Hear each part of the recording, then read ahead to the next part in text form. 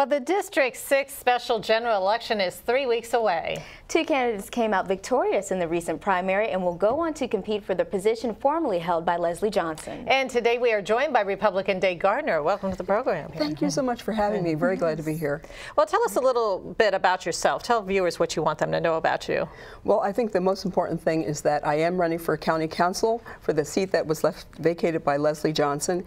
And it's very important that, you know, Prince George's County up until even now is under a veil of darkness, and it's time for us to see the light of day, and that's where I come in. My agenda is the light of day agenda.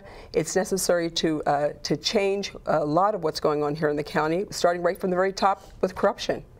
You know, we have had corruption over many, many years. Of course, the Jack Johnson, Leslie Johnson scandal was really, really big. And just recently, I heard that there's another one. There's the scandal with the delegate for District 24. There's the mayor who's involved in the scandal. So the thing is that we have to really just say no to this, and we have to find a way to stop it immediately. One of the things I want to do immediately, and the things are very simple, they're specific, measurable, and realistic. Let's immediately say anyone, first of all, is convicted of a felony or pleads guilty to a felony has to step down immediately. They don't get to go on and collect the $8,000 per month until they get ready to step down. Have to step down immediately. We also need an Office of Inspector General, and so that person can investigate, can subpoena, and can report corruption. Okay, but tell us a little bit about your background specifically. Okay, well, I'm a former Miss Delaware. You probably have read that somewhere along the line. I was Miss Delaware way back in the 70s when it wasn't very much in vogue to have a black woman representing any state at all. So I was, I guess, the Jackie Robinson of pageants, I guess, if you want to look at it that way. It's a very difficult time.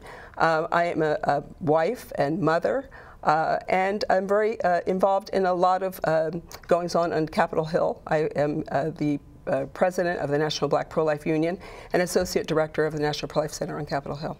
And Ms. Gardner, some of the local organizations that you're involved in, how are you using those platforms to perhaps, if you are elected, to be a part of your office? Well, the thing is that any of the platforms that I'm involved with right now really has nothing to do with the county council. I got involved in this race because I was sick and tired of being sick and tired like everybody else. We see what's going on with the corruption. We know that we're having a real big problem with regard to jobs. I have a 32-year-old son who's a graduate of the Ohio State University, and has had a problem getting hired. So I'm going through a lot of the experiences. My family are going through a lot of the experiences that everyone else is in our district.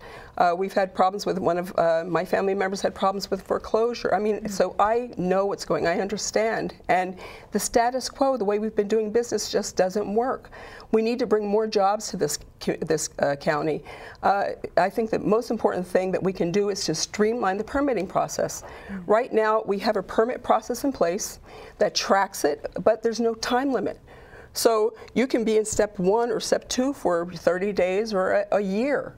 If we streamline the permitting process, we bring businesses to this county, we can get people back to work. And if getting people back to work will save their homes. Knowing that it's a very heavily Democratic county, what do you think your chances are here? Actually, it is very heavily Democratic, but like I said, we are all in this together. And it's like we're all paying taxes, we're all experiencing foreclosures. No matter what party you belong to, you experience foreclosures, you experience unemployment, you have problems with schools. We're all in this together.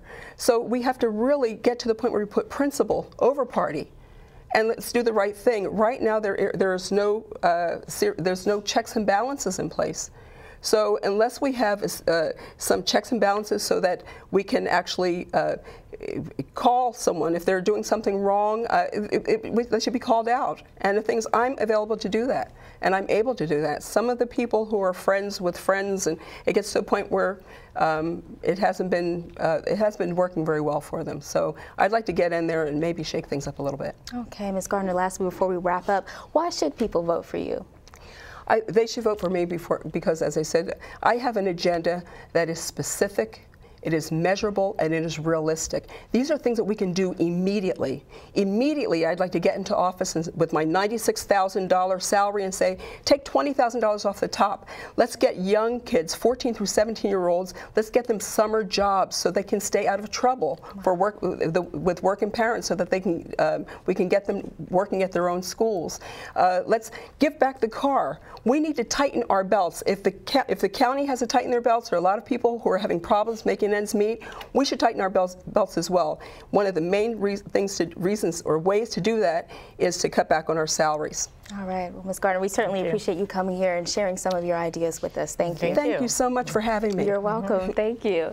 And Gardner faces Democrat Derek Leon Davis in the special general election on October 18th.